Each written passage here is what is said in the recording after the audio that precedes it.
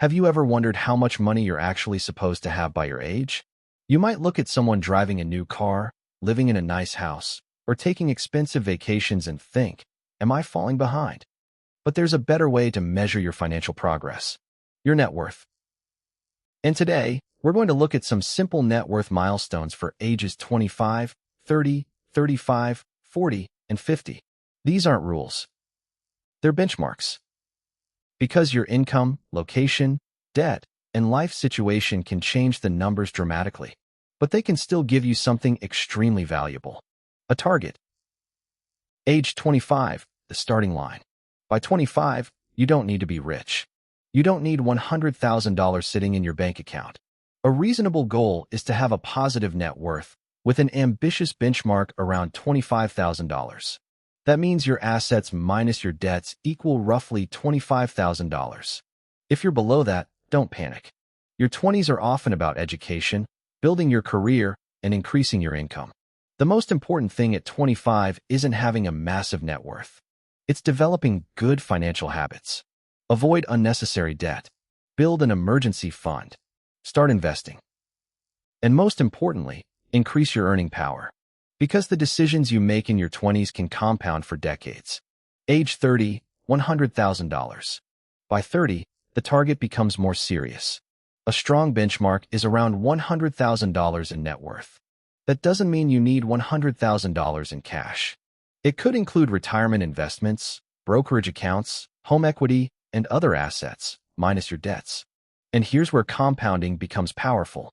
If you start investing early, time becomes one of your biggest financial advantages. Someone who invests consistently at 25 has something that someone starting at 40 can never buy back: time. So if you're approaching 30 and you're nowhere near $100,000, don't assume you've failed. Instead, ask, is my net worth growing every year? That's the number that matters. Age 35, $200,000.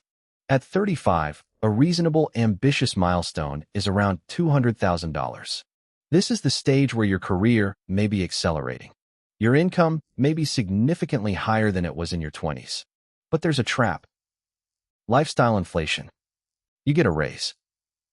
Then you upgrade your apartment, buy a better car, eat out more, take expensive vacations, and suddenly, despite earning more money, your net worth barely moves. The goal isn't to look richer. It's to become wealthier. Every increase in income should ideally increase the gap between what you earn and what you spend. That gap is what you invest. And that investment is what eventually creates financial freedom. Age 40, $400,000. By 40, an ambitious benchmark is around $400,000. This is where your previous financial decisions start becoming visible. If you've been investing consistently for 15 or 20 years, compounding can start doing some serious work. But if you've spent everything you've earned, your high income won't automatically save you. Remember, income is how you make money. Net worth is what you keep.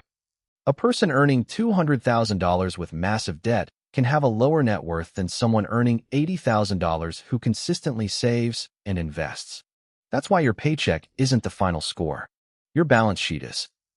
Age 50, $1 million. And then we reach 50. A powerful long-term target is around $1 million in net worth. For some people, that's achievable. For others, especially depending on where they live and how much they earn, it may be too aggressive. But here's the important part. You don't have to jump from $0 to $1 million. You build it in stages. $10,000. Then $50,000. Then $100,000. Then $250,000. Then $500,000. And eventually, the mathematics of compounding can make the next milestones much easier. The first $100,000 can feel painfully slow. But once your investments become large enough, your money can start generating meaningful growth without you working another hour. So where do you stand? Here's a simple benchmark to remember. 25, $25,000. 30, $100,000. 35, $200,000. 40, $400,000. 50, $1 million. Again, these aren't financial laws. They're simply targets you can use to measure your direction. Because the most dangerous financial mistake isn't being behind. It's being behind and doing nothing about it. If your net worth is $20,000 today, you don't need to magically become a millionaire tomorrow. You just need to make sure that next year it's higher. Then higher again. And again. Because wealth isn't usually built through one giant financial decision. It's built through hundreds of small decisions repeated for years. So don't ask yourself, am I rich yet? Ask something much more useful. Is my net worth moving in the right direction? Because if it is, you're already on the road to becoming wealthy.